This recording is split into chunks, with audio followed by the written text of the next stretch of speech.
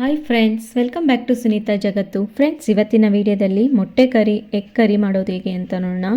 ತುಂಬಾ ರುಚಿಯಾಗಿರುತ್ತೆ. ಚಪಾತಿಗೆ, ರೊಟ್ಟಿಗೆ, ಪೂರಿಗೆ, ದೋಸೆಗೆ, ರೈಸ್ಗೆ ಎಲ್ಲದಕ್ಕೂ ಬೆಸ್ಟ್ ಕಾಂಬಿನೇಷನ್ ಅಂತಲೇ ಹೇಳ್ಬೋದು. ಹಾಗೆ ಮುದ್ದೆಗೂ ಸಹ ನೀವು ಈ ರೀತಿಯಾಗಿ ಎಗ್ ಕರಿಯನ್ನು ಮಾಡ್ಕೋಬೋದು.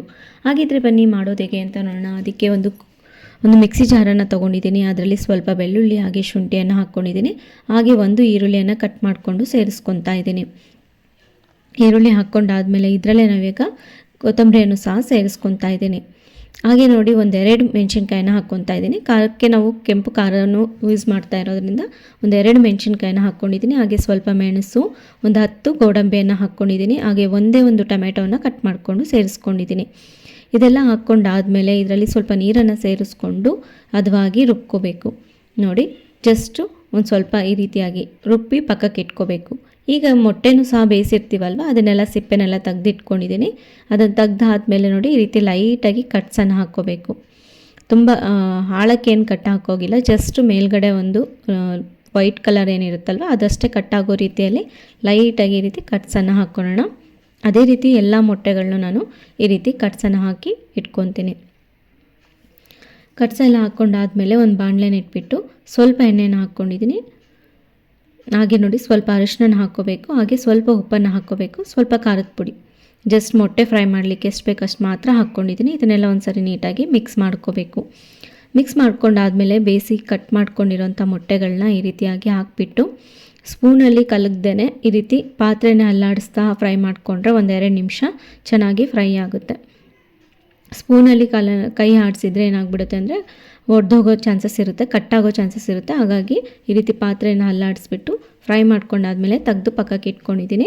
ಈಗ ಅದೇ ಪಾತ್ರೆಯಲ್ಲೇ ನಾನು ಸ್ವಲ್ಪ ಎಣ್ಣೆನ ಹಾಕ್ಕೊಂಡು ಈರುಳ್ಳಿಯನ್ನು ಹಾಕ್ಕೊಂಡಿದ್ದೀನಿ. ಈರುಳ್ಳಿ ಒಂದು ಸ್ವಲ್ಪ ಚಿಕ್ಕದಾಗಿ ಕಟ್ ಮಾಡಿಕೊಂಡು ಸೇರಿಸ್ಕೊಂಡಿದ್ದೀನಿ. ಈರುಳ್ಳಿ ಒಂದು ಸ್ವಲ್ಪ ಲೈಟಾಗಿ ಕಲರ್ ಚೇಂಜ್ ಆಗಬೇಕು, ಒಂದು ಸ್ವಲ್ಪ ಸಾಫ್ಟ್ ಆಗಬೇಕು, ಅಲ್ಲಿವರೆಗೂ ಫ್ರೈ ಮಾಡ್ಕೋಬೇಕಾಗುತ್ತೆ. ಈ ರೀತಿ ಚಿಕ್ಕದಾಗಿ ಕಟ್ ಮಾಡ್ಕೊಂಡಿರೋದ್ರಿಂದ ಈರುಳ್ಳಿನೂ ಸಹ ಬೇಗನೆ ಫ್ರೈ ಆಗಿಬಿಡುತ್ತೆ. ಆದಷ್ಟು ಈ ರೀತಿಯಾಗಿ ಚಿಕ್ಕದಾಗಿ ಕಟ್ ಮಾಡಿಕೊಂಡು ಹಾಕ್ಕೊಳ್ಳಿ. ಹಾಗೆ ನೋಡಿ, ಈರುಳ್ಳಿನೂ ಸಹ ಚೆನ್ನಾಗಿ ಫ್ರೈ ಆಗಿದೆ. ಇವಾಗ ಇದರಲ್ಲೇ ಒಂದು ಸ್ಪೂನಷ್ಟು ಧನಿಯಾ ಪುಡಿ, ಹಾಗೆ 1 ಸ್ಪೂನಷ್ಟು ಖಾರದ ಪುಡಿಯನ್ನು ಹಾಕ್ಕೊಂಡಿದ್ದೀನಿ. ಹಾಗೆ ಸ್ವಲ್ಪ ಜೀರಿಗೆ ಪುಡಿಯನ್ನು ಹಾಕ್ಕೊಂಡಿದ್ದೀನಿ. ಹಾಗೆ ಸ್ವಲ್ಪ ಗರಂ ಮಸಾಲಾನ ಹಾಕ್ಕೊಂಡಿದ್ದೀನಿ. ಇದನ್ನೆಲ್ಲ ಹಾಕ್ಕೊಂಡು ಒಂದ್ಸರಿ ನೀಟಾಗಿ ಮಿಕ್ಸ್ ಮಾಡ್ಕೋಬೇಕು. ಲೋ ಫ್ಲೇಮಲ್ಲೇ ಇಟ್ಕೊಂಡು ಚೆನ್ನಾಗಿ ಫ್ರೈ ಮಾಡ್ಕೊಳ್ಳಿ. ಎಣ್ಣೆ ಜೊತೆಯಲ್ಲಿ ಬೇಗನೆ ಅದು ಮಸಾಲೆ ಎಲ್ಲ ಹಸಿ ಸ್ಮೆಲ್ಲೆಲ್ಲ ಹೋಗುತ್ತೆ ಖಾರದ ಪುಡಿದು. ಹಾಗಾಗಿ ಈ ರೀತಿ ಫ್ರೈ ಮಾಡ್ಕೊಂಡಾದ್ಮೇಲೆ ರುಬ್ಬಿರುವಂಥ ಮಸಾಲೆನ ಹಾಕ್ಕೊಂಡು ಒಂದ್ಸರಿ ನೀಟಾಗಿ ಮಿಕ್ಸ್ ಮಾಡ್ಕೊಳ್ಳೋಣ. ಹಸಿ ಸ್ಮೆಲ್ಲೆಲ್ಲ ಇರುತ್ತಲ್ವ ಮಸಾಲೆಯಲ್ಲಿ, ಏನಕ್ಕೆ ಅಂದರೆ ನಾವು ಯಾವುದೇ ಪದಾರ್ಥನೂ ಸಹ ಎಣ್ಣೆಯಲ್ಲಿ ಫ್ರೈ ಮಾಡಿದೆ ಹಾಗೆ ನಾವು ರುಬ್ಕೊಂಡಿರೋದ್ರಿಂದ ಹಸಿ ಸ್ಮೆಲ್ ಇರುತ್ತೆ. ಹಾಗಾಗಿ ಅದೆಲ್ಲ ಹೋಗಬೇಕು. ಹಾಗಾಗಿ 1-2 ನಿಮಿಷ ಈ ರೀತಿ ಎಣ್ಣೆಯಲ್ಲೇ ಹಾಗೆ ಫ್ರೈ ಮಾಡ್ಕೊಳ್ಳೋಣ. ಅದೆಲ್ಲ ಹಸಿ ಸ್ಮೆಲ್ ಹೋಗಿದೆ ಅನ್ನೋ ಟೈಮಲ್ಲಿ ನಾವು ಒಂದು ಸ್ವಲ್ಪ ನೀರನ್ನು ಸೇರಿಸ್ಕೋಬೇಕು. ನಿಮಗೆ ಗ್ರೇವಿ ಅನ್ನೋಂಥದ್ದು ಎಷ್ಟು ಬೇಕು ಅನ್ನೋದನ್ನು ನೋಡಿಕೊಂಡು ನೀವು ನೀರನ್ನು ಸೇರಿಸ್ಕೋಬೇಕಾಗುತ್ತೆ. ನಿಮಗೆ ಸ್ವಲ್ಪ ಗಟ್ಟಿಯಾಗಿ ಇರಬೇಕು ಅನ್ನೋದಾದರೆ ಸ್ವಲ್ಪ ನೀರನ್ನು ಸೇರಿಸ್ಕೊಂಡ್ರೆ ಸಾಕಾಗುತ್ತೆ. ಹಾಗೆ ನೋಡಿ, ನೀರನ್ನು ಸೇರಿಸ್ಕೊಂಡು ಒಂದ್ಸರಿ ನೀಟಾಗಿ ಮಿಕ್ಸ್ ಮಾಡ್ಕೊಳ್ಳೋಣ. ಹಾಗೆ ರುಚಿಗೆ ತಕ್ಕಷ್ಟು ಉಪ್ಪನ್ನು ಸಹ ಸೇರಿಸ್ಕೊಂಬಿಡೋಣ. ಸೇರಿಸ್ಕೊಂಡು ಒಂದ್ಸರಿ ಮಿಕ್ಸ್ ಮಾಡ್ಕೋಬೇಕು. ಈ ರೀತಿಯಾಗಿ ಮಿಕ್ಸ್ ಮಾಡ್ಕೊಂಡಾದ್ಮೇಲೆ ಈಗ ಕ್ಯಾಪನ್ನು ಕ್ಲೋಸ್ ಮಾಡ್ಕೊಳ್ಳೋಣ.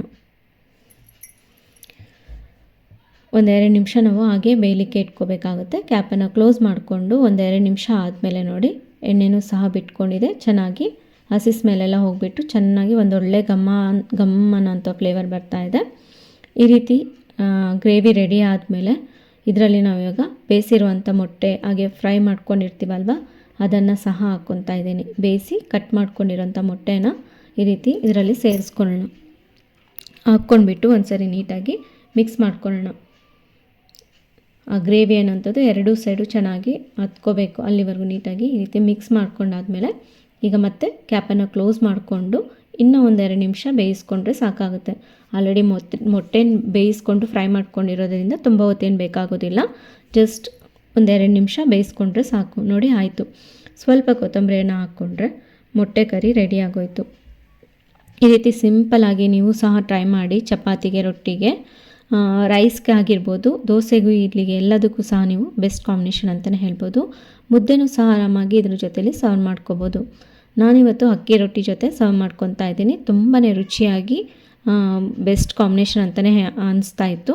ಈ ರೀತಿ ನೀವು ಟ್ರೈ ಮಾಡ್ತೀರಾ ಅಂದ್ಕೊಂಡಿದ್ದೀನಿ. ಟ್ರೈ ಮಾಡಿದರೆ ಕಮೆಂಟ್ ಮಾಡಿ ತಿಳಿಸಿ.